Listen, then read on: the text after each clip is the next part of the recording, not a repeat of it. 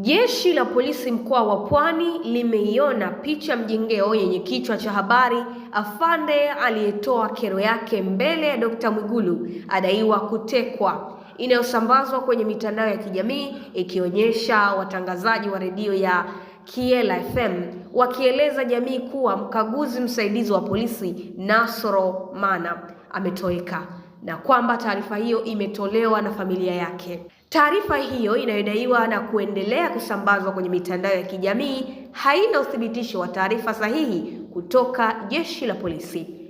Jeshi la Polisi mkoa wa Pwani lingependa kueleza kuwa taarifa hiyo si ya kweli, na ufafanuzi wake ni kwamba askari huyo alikuwa mkoa wa Tanga akihudhuria mashtaka ya kijeshi kuanzia tarehe 15 mwezi wa pili ya mwaka 2026 mpaka yalipokamilika na kutumwa kwenye mamlaka yenye maamuzi juu yake.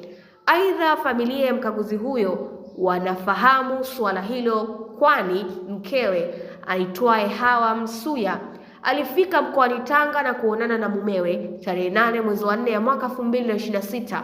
Mkaguzi huyo alipewa kibali cha safari movement order kutoka mkoa wa Tanga kwenda kuripoti polisi mkoa wa Pwani, ambapo ndiyo kituo chake cha kazi.